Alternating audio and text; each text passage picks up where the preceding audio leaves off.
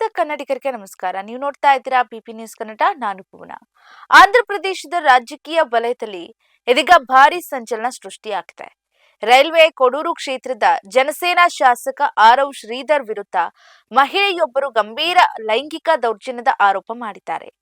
ಸರ್ಕಾರಿ ಉದ್ಯೋಗಿಯಾಗಿರುವಂತಹ ಸಂತ್ರಸ್ತ ಮಹಿಳೆಯು ವಿಡಿಯೋ ಹೇಳಿಕೆಯೊಂದನ್ನ ಬಿಡುಗಡೆ ಮಾಡಿದ್ದು, ಮದುವೆಯ ಭರವಸೆ ನೀಡಿ ಶಾಸಕರು ತಮ್ಮನ್ನ ಕಳೆದ 1 ವರ್ಷಕ್ಕೂ ಹೆಚ್ಚು ಕಾಲ ಶೋಷಣೆ ಮಾಡಿದ್ದಾರೆ ಅಂತ ಕಣ್ಣೀರನ್ನ ಇಟ್ಟಿದ್ದಾರೆ.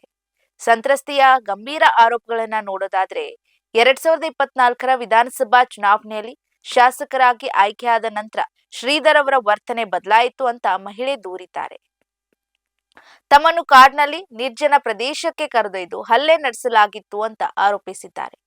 ಅಷ್ಟೇ ಅಲ್ಲದೆ ಕಳೆದ 1 ವರ್ಷದಲ್ಲಿ 5 ಬಾರಿ ಗರ್ಭಪಾತ ಮಾಡಿಸಿಕೊಳ್ಳುವಂತೆ ಶಾಸಕರು ಒತ್ತಾಯಿಸಿದ್ರು ಎಂಬ ಆಘಾತಕಾರಿ ಅಂಶವನ್ನ ಮಹಿಳೆ ಹಂಚಿಕೊಂಡಿದ್ದಾರೆ. ನೀವು ಗರ್ಭಪಾತ ಮಾಡಿಸಿಕೊಂಡ್ರೆ ಮಾತ್ರ ನಿಮ್ಮ ಕುಟುಂಬ ಮತ್ತು ಉದ್ಯೋಗ ಸುಭಿಕ್ಷವಾಗಿ ಇರ್ತದೆ, ಇಲ್ಲದಿದ್ರೆ ನನ್ನ ಅಸಲಿ ರೂಪ ತೋರಿಸಬೇಕಾಗ್ತದೆ ಅಂತ ಶಾಸಕರು ಬೆದರಿಕೆ ಹಾಕಿದ್ರು ಅಂತ ಆರೋಪವನ್ನ ಮಾಡಿದ್ದಾರೆ. ಇನ್ನು ತಮ್ಮ ಪತಿಗೆ ವಿಚ್ಛೇದನ ನೀಡುವಂತೆ ಶಾಸಕರು ನಿರಂತರವಾಗಿ ಪೀಡಿಸ್ತಾ ಇದ್ರು ಎಂಬಂತೆ ಮಹಿಳೆ ಪ್ರಮುಖ ಅಂಶವನ್ನ ದೂರಿನಲ್ಲಿ ಉಲ್ಲೇಖ ಮಾಡಿದ್ದಾರೆ. ಇನ್ನು ಶಾಸಕ ಆರವ್ ಶ್ರೀಧರ್ ಈ ಬಗ್ಗೆ ಸ್ಪಷ್ಟನೆಯನ್ನ ನೀಡಿದ್ದಾರೆ. ಎಲ್ಲಾ ಆರೋಪಗಳನ್ನ ತಳ್ಳಿ ಹಾಕಿರುವಂತಹ ಶಾಸಕ ಆರವ್ ಶ್ರೀಧರ್ ಅವರು ಇದೊಂದು ವ್ಯವಸ್ಥಿತ ಪಿತೂರಿ ಮತ್ತು ರಾಜಕೀಯ ಪ್ರೇರಿತ ಅಪಪ್ರಚಾರ ಅಂತ ಕಿಡಿಕಾರಿದ್ದಾರೆ.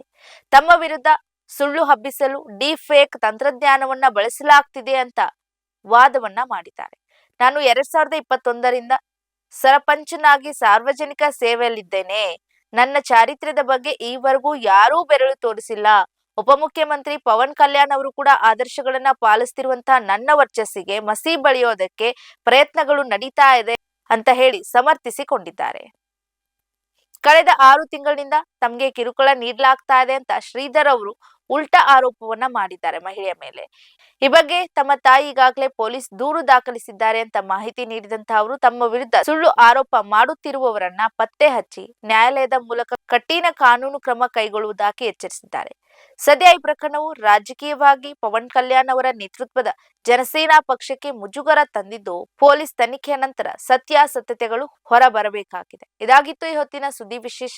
ಸಮಗ್ರ ಸುದ್ದಿಗಳಿಗಾಗಿ ಸದಾ ಗಮನಿಸಿ ಪಿಬಿ ನ್ಯೂಸ್ ಕನ್ನಡ. ಇದು ಕನ್ನಡಿಗರ ಪ್ರತಿಧ್ವನಿ.